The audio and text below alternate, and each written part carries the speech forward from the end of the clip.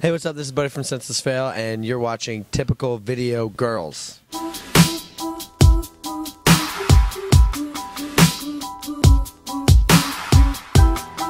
Hey, this is Shay from Typical Video Girls.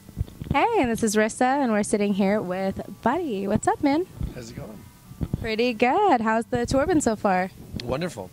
Wonderful. Yeah. Awesome. Good to hear. Yeah. It's been around 13 years you guys have been together as a band. Yes.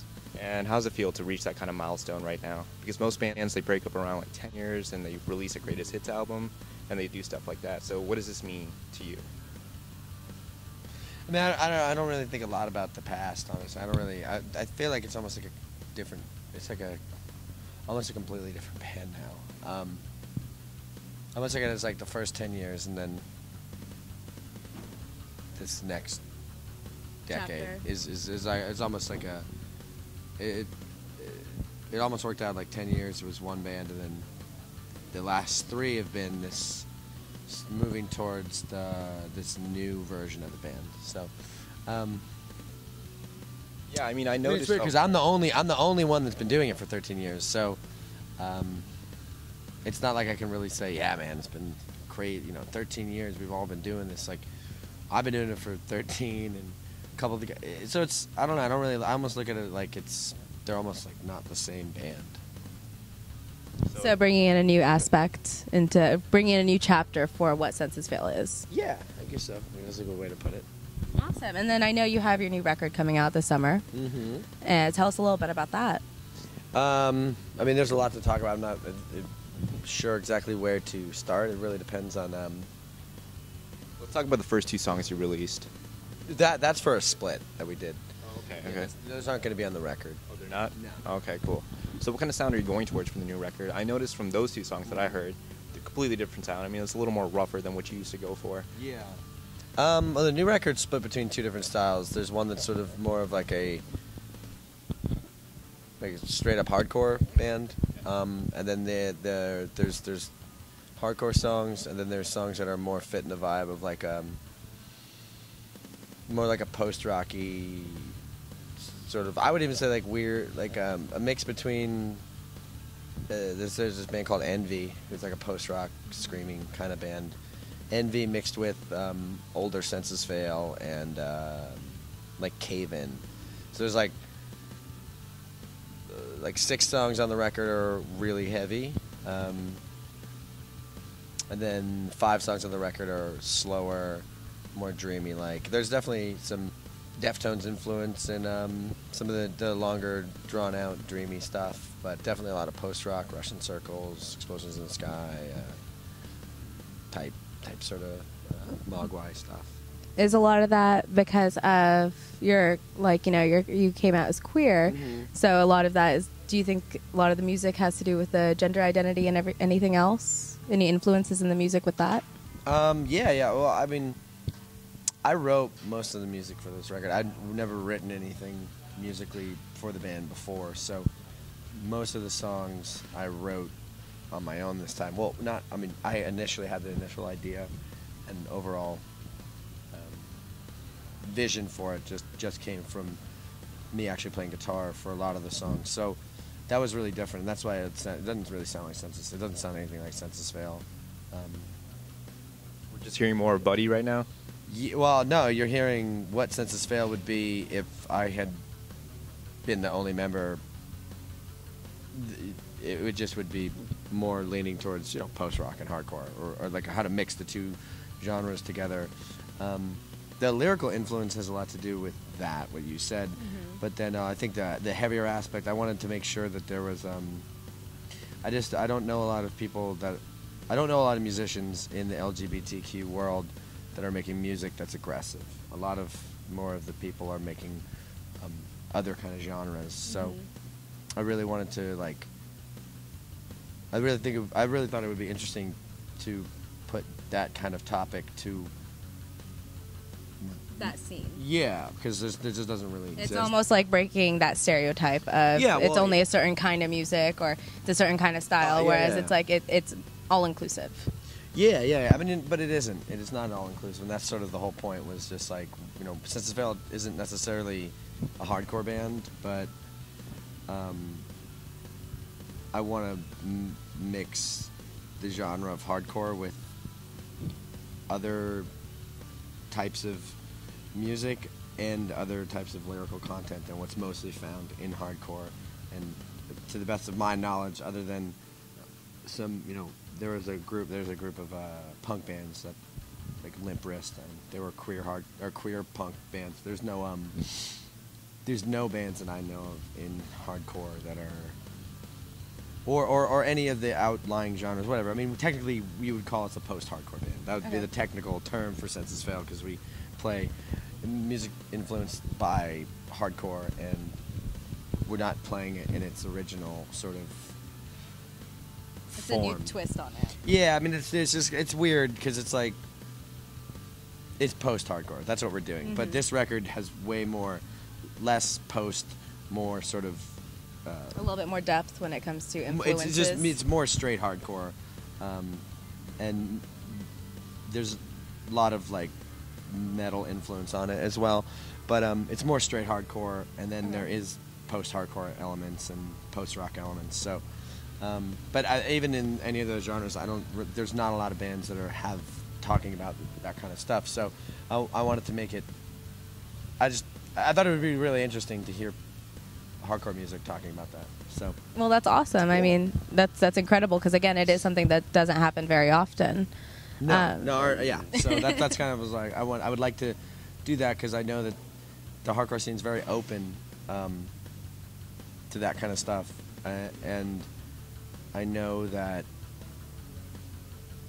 I don't think that necessarily if I did it in other genres it would be as accepted. But some genres would accept it more, like obviously indie rock and that kind of stuff would be more accepting of it. But I think if we straight up were, it all depends. So I think in the hardcore world there's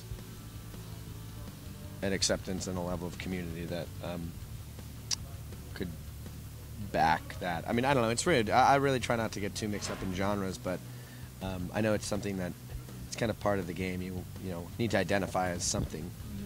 When people ask you, what does your music sound like? I'm like, I don't know. If I have to put it in a box, yeah, then... I mean, it would sound like post-hardcore. Okay. But this new record is more hardcore and more post, whatever. Post everything would be the actual term. So, speaking about that, like, do you think that you have gotten really good feedback or backlash or anything with your announcement? I don't know. It really depends. No, for the most part, no. For the most part, no, not been a lot of backlash. The people that we do get backlash from are mostly straight white men and straight white women. It's usually for the most part, and straight Hispanic men. That's like really the only. I really don't. I know people get upset when you break things down into things like that, but if you do pay attention to people that are not usually accepting of other people's views, it usually is coming from straight white people. So that's just my observation of when I who do I feel comfortable around. Yeah. Usually people that aren't. I feel very uncomfortable around straight like white jock dudes, just because I feel. I feel like they're the ones that I'm assuming, I'm stereotyping and going, they're probably not going to accept this, but because they're the ones, those are the people that I see online usually being like, dude, we get it, you're gay, you don't need to hear about it, and it's for them, it's just not It's not something they want to hear about. Not even, yeah, it's just they're just not interested in hearing about it. I don't think they necessarily care. They definitely don't want me to continue to like talk about it, because it's like, we get it. You don't need to shove it down our throats. But I mean, that's part of the problem. Is that it's not being talked about openly and. Yeah, I mean, it's not about shoving it down. No one says that the multitude of straight topical media out there is being shoved down anyone's face. No one's going, another couple on TV. Yeah, it's not. So people don't understand. They don't. For the most part, I think people don't understand that. There's not that representation. Yeah, and people are ignorant, and I don't mean that in a shameful way. People are ignorant because they just don't know. I mean, like, they don't know. I mean, if you live in you know, Texas, you have less chance of being surrounded by I forget what the term is. Just like, if you lived in New York City, you're gonna get a lot more experience with a more melting pot of different stuff. That doesn't mean So it comes a little more like, oh yeah, this is a part of life. Whereas when you move into the middle of the country or outside of major cities, it becomes less the norm. Yeah, and less something that you need to like adjust to, because you're just like, oh, if I just don't pay attention to it, it's not there. It's not in my world. But yeah, I mean, there's backlash, but not. I mean, it's mainly positive. I don't know. I mean, I don't really pay attention to too much of the negative stuff. I mean, I don't. I'm sure a lot of people will say, I'm sure, talk about it behind my back. I'm sure there's lots of people in the music industry that don't understand it and are sort of like, you know, whatever, okay, whatever, man, whatever he wants to do, type of thing. But I don't. It's never really about anyone else other than myself, because it's something that's just important to you. Yeah, I mean, it's also important to represent it and talk about it and sort of put people and say, look, like, this is a reality, and this is something that's going to be talked about, and I'm going to talk about it, and you know, you might get upset about it, and it might become ad nauseum, but that's just what I'm going to choose to do, because that's, I feel like, my obligation. And the whole point for doing it was to do that. The whole point for me doing it wasn't so that I could get, you know. You're not necessarily out there to make people feel comfortable. You want to make them almost. No, I want people that don't feel comfortable, who can relate to me, to feel comfortable. Yeah. And one way you do that is sort of by just talking about it as much as possible. So that they feel more open to. Yeah. But I don't feel a lot of, like I said, a lot of backlash, except from like a very specific type of people. Very specific group. Yeah, which just happens to be one of the largest group in America. Yeah.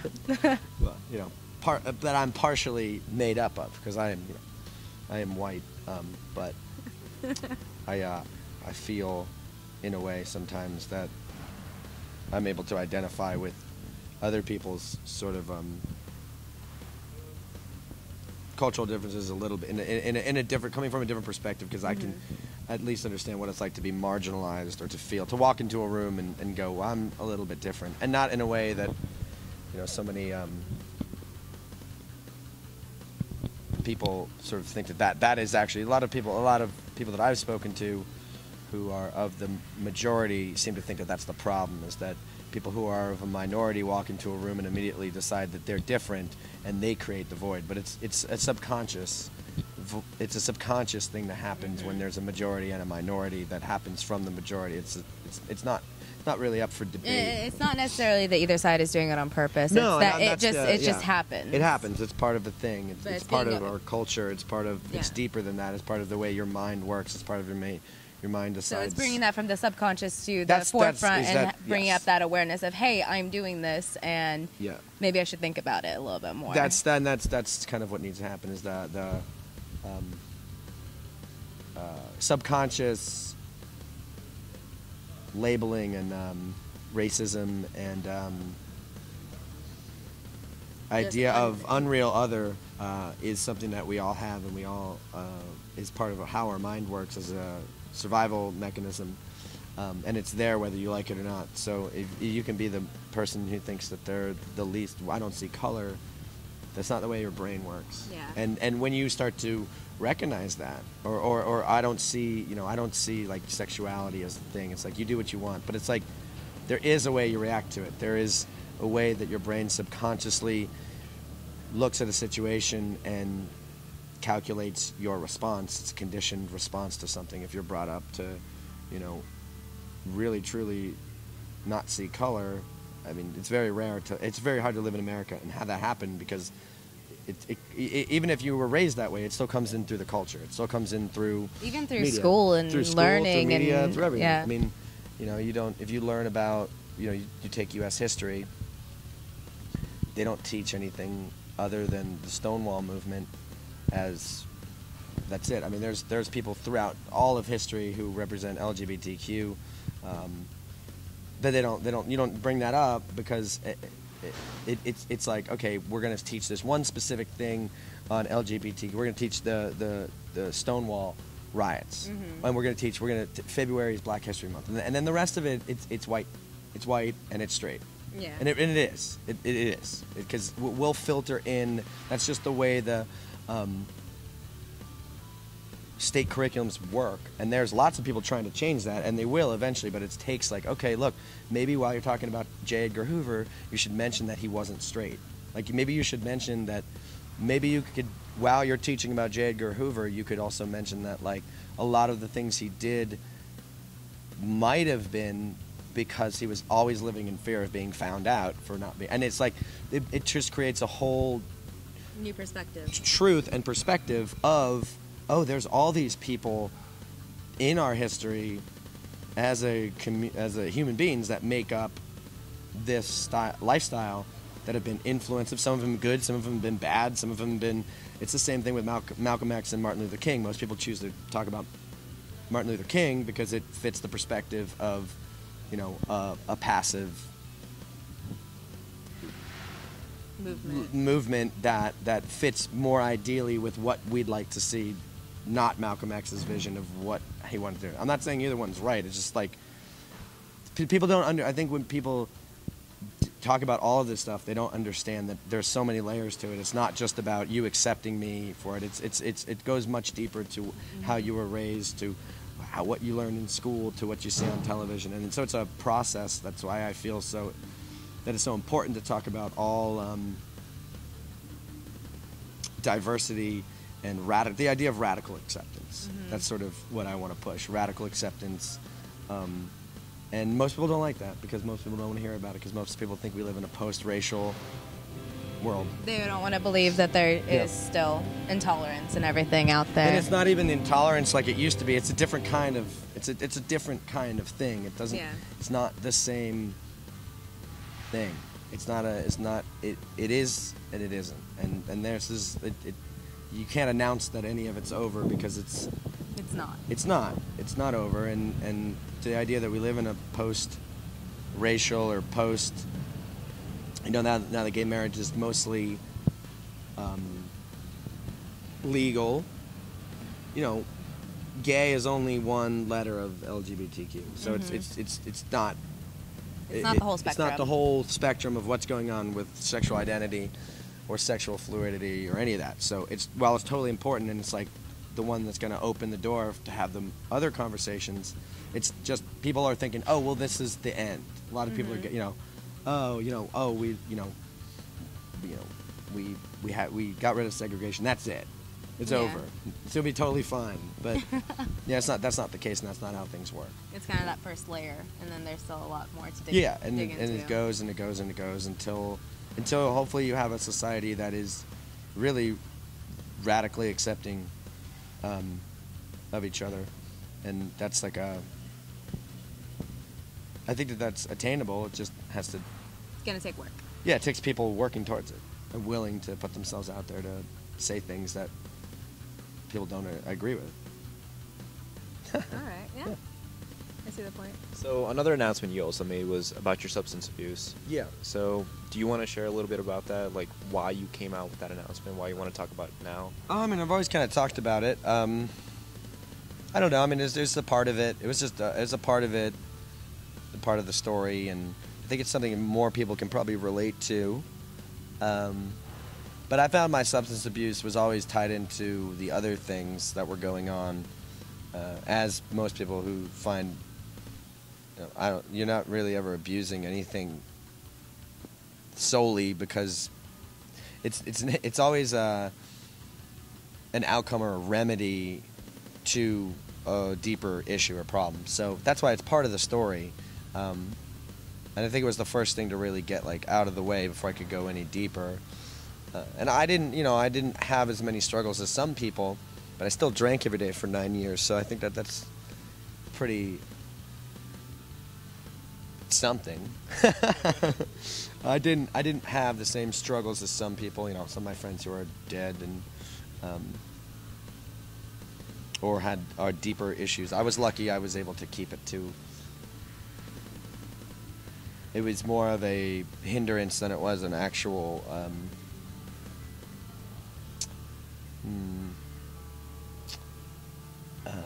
Where it truly, really affected your life. yeah, or I mean, it did affect my life. It never really threatened my survival or life or anything. It just made it not that good. So, but yeah, I mean, I don't do anything now. Yeah, so like the main thing you took out of all this was you came out a better person, getting out a positive message, and you're just letting people know that they can just be them. And you've been through it all. So, I mean, we can safe to say you've been through it all. I've been through a lot, not all. I mean, there's plenty of other things that will happen, I'm sure. Every time every time you think you're through something, something else will come up. That's just the nature of your life. That's what being alive brings. So, yeah, I mean, there is a way through it. There is a way, and for some people the way is AA. For some people the way is religion. For some people it could be any number of things, but whatever it is, it's all pushing towards the same thing. And then for you, it's more self-actualization. Yeah, I mean, I would credit Buddhism with it, meditation, Vipassana meditation, contemplative practice, and the teachings of Buddhism that allowed me to see things in a more honest, truthful way and accept them, and to accept myself. So that, I mean, I wouldn't have done it. I never would have done any of this if it wasn't for coming into meditation. Really, it never would. None of it would have been possible. For me, none of it would have been possible. For other people, there are other avenues and things. I'm not the kind of person that thinks that one way is the only way to work. No. Yeah. I don't think meditation works for everyone. I think it could be difficult for a lot of people. I think it can be. It depends on your system and how you process stress and how you process what kind of conditioning you have, whether or not something like meditation could work. I don't know enough about meditation to say that it can work for everyone. It worked for me, you. And this specific kind of meditation too. It's a very specific. It's not like a transcendental stuff. It's called insight meditation, which is seeing the true nature of reality, which I know it's a very big, but basically it's looking at your conditioned behavior. Like, oh, I have an urge right now to go over there and kick that window, break it because I'm angry. And you start to recognize, oh, well, what is anger? Anger is a feeling in my fist. Anger is a feeling in my face. What is this? What are these sensations that make up anger? All of our sensations and all of our feelings are. We don't really live in our body. We live in our head. We think our head is where everything's at, but really we're not detached. Our mind is in the West, and especially in America. Our mind takes precedence and is like coveted as this is where all the good stuff happens. And in Buddhism, it teaches us to look at our mind as another sense organ and not necessarily the all true computer that is filtering our best, most appropriate, vital information and or responses. And when you start to like back out of it, you start to go, my mind is really kind of like a kindergarten class. People standing up, people wanting to pee, people throwing up, people tired. Sometimes you want to take a nap, sometimes you want to throw up, sometimes you want to run around, sometimes you want to cry. It's like there's a lot of stuff going on in there, but it's like a kindergarten class. So when you start to like really look at your mind and the nature of your mind outside of just like I'm going to do this, and this. And that's why it works so well for addicts and works so well for people who have obsessive compulsive thinking when you get into meditation, because you start to recognize your patterns. And when you start to recognize your patterns and you recognize, okay, so I can go down this path or I can go down this path. And this path leads results of happiness, and I know this path doesn't. So you get to interrupt where you just go like there. You just go, ooh, you end up over here. You don't even know how you got there. You go, oh, well, I'm going to go this way. So that's what the process is. It's a lot less mystical than I think people in America really make it. People make it really new agey, which is really interesting because it's been around for 2,500 years. Yeah. And meditation, other forms of meditation, even longer than that. It's about as old as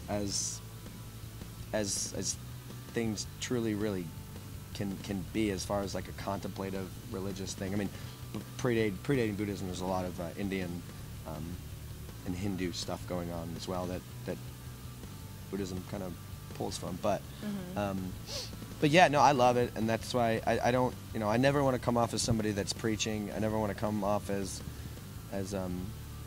anything, but it fits in my lifestyle because I'm an atheist, and it fits in. You can be a Buddhist and be of any other religion, because it's really not asking you to it's not asking you to believe anything. I mean, all it says is, here's what we believe to be true, and if it works for you, cool. If it doesn't, I mean, you try it out yourself. There's no absolute.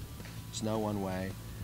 But there are a lot of drawbacks to it as well. I mean, there's definitely things in it, like nuns aren't allowed to be fully ordained. There's a really interesting time in the religion now, because America is in its sort of third generation of it fully. Americans are teaching Americans for the first time 100%. That's just like the second generation of Americans teaching Americans. And we're starting to lose some of the culture of the Eastern, and it's starting to become, it's a really different thing. So it's really exciting and interesting to be in it, because it's truly a really different way to look at life than we do in our country. Okay, and then, I mean, I'm just assuming here, and please stop me if I'm wrong, but I feel like a lot of how you're coming out and what you're talking about and everything is almost to try to make sure that no one else goes through it. Yeah, I mean, I don't think I can stop anyone from doing anything, but I think when you know there's other people that have experienced something, it makes it more tolerable and or less frowned upon.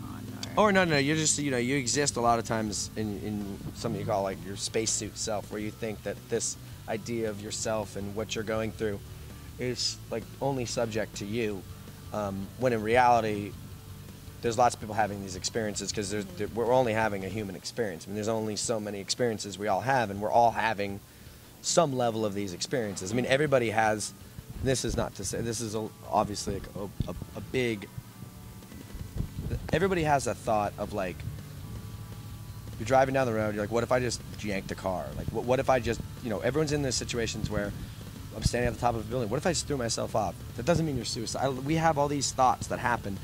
We don't have control over these thoughts. Intrusive thoughts. Yeah, these intrusive thoughts that just happen because we have a brain. The brain does what it wants sometimes and sends up thoughts. And you just kind of take a step back and go. Yeah, but a lot of times we start to process that and go analytically. We think I need to analyze. What was that? And a lot of times it's kind of just like garbage. Yeah.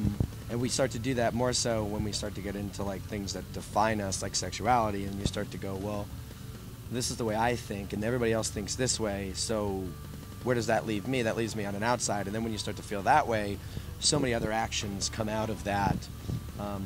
So when you can start to reach out to people and go, hey, like, what you're thinking is what a lot of people are thinking, maybe there could be that movement towards not feeling so isolated and moving down the line of what happens when you're isolated. Well, you isolate further, or creating more of a community effect where more people are there for each other. Yeah. Or even knowing on a larger level that there's shared human experience of something. I feel like not only is it helping those who maybe feel like the same as you do, but even some of your fans that have a friend that might be going through that. I mean, that's something for advocates too. Yeah. It can be empowering and to know that that maybe there's some way they can help or turn them on to something, or I'm just trying to get as much stuff out there that's helped me. Other than what I think is being promoted, which a lot, in a lot of Get a more open discussion going. Yeah, a lot of in our country though it's like even with discussions of depression and anxiety, like I'm not against medication, but I definitely think that that's not the end. You don't just you don't stop. That's only to cover up the symptom versus. Yeah, it's to get past the point where you can start to look at it. So I think there needs to be I think that's a discussion that's happening in our scene a lot, is about suicide and suicide prevention. But I'm not sure people are really getting to the root cause of what it is, which is there's a lack of community, a lack of willingness for people to understand the differences, and people are feeling isolated, and that's why they're feeling this way. So I want to move towards less talking about it as like, hey, you're not alone, because I think that's sort of, that's there. I think it's become there, but like, what's the next step? It's like, well, how can we make it what better? can we make it better, and how can people seek to change that way of thinking? Okay. And then that's sort of what I'm trying to just put out there. And for me, it was meditation. That might work for some people, might not work. Did you ever go through the having to take anxiety medication? Oh yeah. I mean, that's sort of been in the past, but yeah, absolutely. I suffer from anxiety. I have anxiety every day. I have anxiety all the time. It's just become a part of your life. Yeah, but I've learned through meditation to see the arising and passing of impermanent conditions, and it just has been so helpful with my anxiety and my obsessive thinking to allow my mind and my body to be what they are, and to not start to create this story of perpetuation and all this stuff that happens. But I suffered from anxiety for a long time. I wouldn't say I suffer anymore, but I think any kind of anxiety is suffering, and anytime even if it's a little bit, but we all have anxiety, and even that conversation in the last 10 years is people didn't know that everybody had anxiety, but everyone does. Yeah, everyone, on some level, and it's just sometimes it gets out of control versus within some people have control. debilitating anxiety. Yeah. Some people have, but you'd be surprised. A lot of people have. Most people spend most of their lives stuck in unneeded, stressful anxiety situations. I mean, that's what life really is. For the most part, a lot of people don't understand that it's not something that needs to be there. Yeah, it's just kind of there. It's a part of life, and it's how you deal with it. Yeah. Well, it doesn't. It also doesn't have to be. It doesn't have to be as present as people make it. Our society, our culture makes it very prevalent and hard to not have anxiety. I know my sister, she suffers from anxiety, and she's a very creative person. She likes to draw, she likes to do things, and she was saying that whenever she got put on the medication, that it kind of she felt almost like a hollowness. And it was very debilitating to the creative process. And do you think that's why meditation works better for you versus actually taking medication, because it doesn't debilitate that creativity? Yes and no, but I also think it's allowed me to get to the root of where the anxiety is coming from. It also, I also do something called it's somatic experiencing, which is a way to I suffer from trauma. My anxiety stems from trauma, so a lot of my anxieties and traumatic experiences are imprinted in my body. So I have traumatic experiences based upon things that happened to me when I was very young. So what I do, a lot of somatic. I've chosen medication only blankets it for me. It's never what I need to do. And anybody who's suffered trauma, any kind of violent trauma, developmental trauma was what happened to me. It's sort of like stored up in your body, and it's on this loop of it's never fully experienced. So you have to re-experiencing the somatic symptoms of trauma to let it filter out, because your body actually hasn't worked through the trauma. It becomes more of a body thing than a mind thing. But when your mind meets your body in trauma, I mean, it gets very messy and very difficult to wade through. And I think the medication doesn't address those situations. And I think a lot of psychology and psychologists don't fully, truly understand trauma. And I think a lot more people are traumatized. I think a lot more people have traumatic imprints left on them that are going undiagnosed. I feel like a lot of people have trauma that isn't being recognized and dealt with. It's something that still people are very much learning about and learning how to deal with, and what's the best way to treat it, and how do we treat it, how do we deal with it, and that's something that meditation is not really good for, is trauma. It doesn't.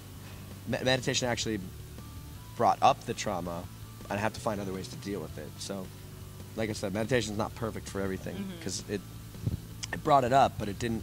It helped me see it, but it definitely didn't extinguish it. Yeah. And maybe that's my naivety to the practice that I'm doing, which there is some of that. But then there's also, limitations to everything. There's no one thing that's going to work. So Yeah. You just have to find the right mix for you.